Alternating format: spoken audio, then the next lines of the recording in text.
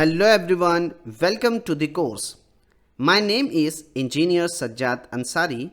I am an MEP trainer with several years of practical experience in the HVAC or MEP field. Alhamdulillah, I have trained 1000 plus students and many of them are now working in good companies. So in this course, I will teach you HVAC design for data center in a practical and easy way. So we will start from the basic concept and move step by step to the advanced level. Okay. So my goal is not only to complete the course, but to make you confident enough to work on real project. So if you follow this course with dedication, inshallah you will gain strong knowledge and valuable skills. So let's start HVAC design for data center. So after the end of this lecture, you would be able to understand what is a data center. Then we'll discuss about the key components of data center. Then data center tier classification. So let's start. So first of all, as I told you, we'll see here what is a data center. So a data center is a specialized facility where organization store, process and manage large amount of digital data using servers, networking equipment and storage system. Okay. So in short, you can say that a data center is a special building or room where companies keep servers, storage devices, network switches, backup systems, security systems. Okay. So its main job is to store, process and manage digital data 24/7 hours. Okay. So now I will give you one simple example. Suppose when you use Google Drive or YouTube, Facebook or any banking apps, so what happens? Your data is actually stored and processed inside data center. Okay. So now I will give you a real example of data center. Suppose a bank has 200 servers. Okay. Customer transaction database, CCTV recording storage, ATM network system. So all these systems are kept in a secure cold room called as a data center. If cooling fails, what happens? Servers can overheat and stop working. That is why HVAC is very important. Okay. So now I hope that you have understood this concept. Now we'll see the key components of a data center. What is the key component of a data center in detail? Okay. So here remember, a data center works like the brain of digital services. Okay. It contains different systems that work together to keep websites, apps, cloud storage, banking system, CCTV and business software running continuously. So here there are 5 main components of data center we need to discuss here. Okay. Is it clear? So in that, the first main components of a data center is servers. So now what is a server? A server is a powerful computer designed to run continuously and provide services to users or other computers. Okay. Unlike normal PCs, servers are built for 24/7 operation, high processing speed, multiple users at same time, better cooling. Okay. So here my question is, what servers do? See, servers handle website hosting, email system, cloud application, CCTV recording, banking transaction, etc. Just I am giving you one example. See, suppose when 1000 people open Amazon website at same time, so server process all requests. Okay. And the server components, all of you know that servers has CPUs, RAM, hard disk or SSD, network card, power supply, cooling fan. Okay. And normally if you see, the servers are usually installed inside rack. Okay. that I will explain you in detail. Now the second component of a data center is a storage system. So what is a storage system here? A storage system store large amount of data safely and quickly. Okay. The example of stored data like photos, videos, documents, backup files, emails, etc. Got it? Next one is the networking equipment. So this system connect all servers, storage and user together. Okay. Without networking, no communication is possible. Okay. It is written, it includes routers, switches, firewall, fiber optic cables. Okay. So these are the main components of networking equipment.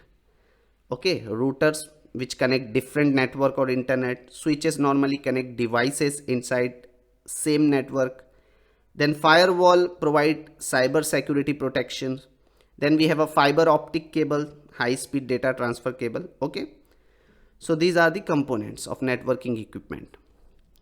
Now the next component of data center is what? Power systems. So a data center must never lose power. Even 1 minute shutdown can cause huge losses, remember. So special power system are used here. And it include main utility power supply. Okay, electricity coming from city or grid supply. You know? Then we have a UPS, uninterruptible power supply. All of you know that UPS give instant backup power when main power fails. It uses batteries. And the question is here, why UPS needed here? Simple, generator takes some second to start. That is why UPS cover that gap. Okay. Then we have a diesel generator also, which used for long duration backup. Okay. Then power distribution unit. In short, you can say PDU, which distribute electrical power safely to rack and server. And normally installed inside rack or electrical room. Got it? And the next component is HVAC system. So this is one of the most critical system in data centers. So server, as all of you know that servers generate large heat continuously. So if temperature rises, what happen? Equipment may fail. So here what is mean by HVAC? Heating, ventilation and air conditioning. In data center, mainly cooling and humidity control is very important. Okay. And it is given that it include HVAC system include CRAC unit, means computer room air conditioner, which uses DX refrigeration system, and it contains compressor, evaporator, condenser, fan. So it is good for a small or medium data center. Next we are using CRAH unit, computer room air handler. So normally CRAH unit uses chilled water from chiller plant, and it contains cooling coil, fan, humidifier sometime. So it is used in large data center. Then we have a chillers which produce chilled water, pumps which circulate chilled water to CRAH units, or okay. Then cooling tower which reject heat from condenser water system. So this is all about the key components of a data center. Got it? Is it clear, all of you? So now the next topic which we need to discuss here is data center tier classification. So the tier system is used to classify data centers based on reliability, redundancy, uptime, maintenance capability, power backup, etc. So remember here there are normally four levels. Okay, tier 1, tier 2, tier 3 and tier 4. So now in this slide, or you can say here in this I will show you what is tier 1 data center. Okay, let's see. A tier 1 data center is a basic facility with a single power and cooling path, no backup system, and required complete shutdown during maintenance. Okay, so tier 1 data center is a simple facility with single power supply path, single cooling path, no backup redundancy, low cost setup and basic infrastructure. So it is suitable for small businesses or non-critical operation. Okay. So what is mean by single power path? As I discuss here, single power path means only one electrical route supply power to server. Okay. And what is mean by single cooling path here? Only one cooling system is installed and there is no backup system. Remember, tier 1 usually has no extra UPS unit, generator, cooling unit. Okay. Remember this thing. Now here we'll give you the real example, like you can use it in a small office server room. Suppose if you have one company, a company has two server, one switch, one UPS, one split AC. So it is used for office file and printers. Okay, got it.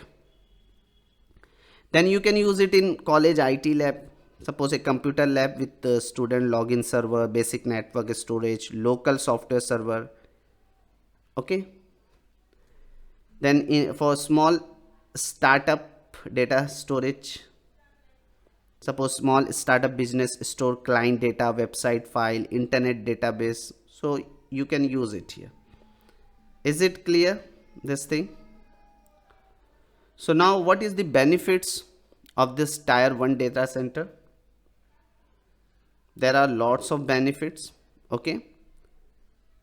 First thing, low installation cost, and it is good for beginners, suitable for small loads, and even less space required here.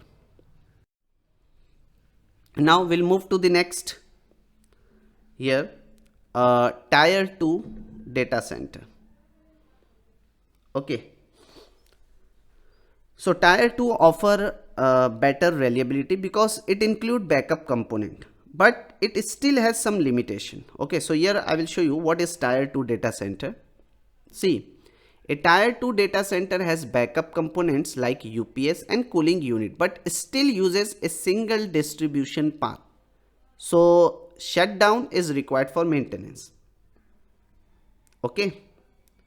So this one, tier 2 data center, is suitable for medium businesses and system that need more reliability than a basic server room. Got it? So here I will show you the real example, like you can use it in medium IT company. Okay. For medium IT company, you can go for this. Is it clear? Suppose a software office, if you have a software office with local server, backup server, UPS generators, so you can use it. Even for bank internal servers, used for staff database, internal transaction reports, security system, because this need higher uptime than tier 1. So you can go for the tier 2 data center. Next, for a small hosting company, like if you want to store website for customers, downtime should be less, so backup system are added here. Okay. So there are lots of benefits of tier 2 data center because it has better reliability than tier 1. So backup UPS are available here. Even backup cooling is available. Cost is little bit moderate cost, you can say. Okay. Is it clear?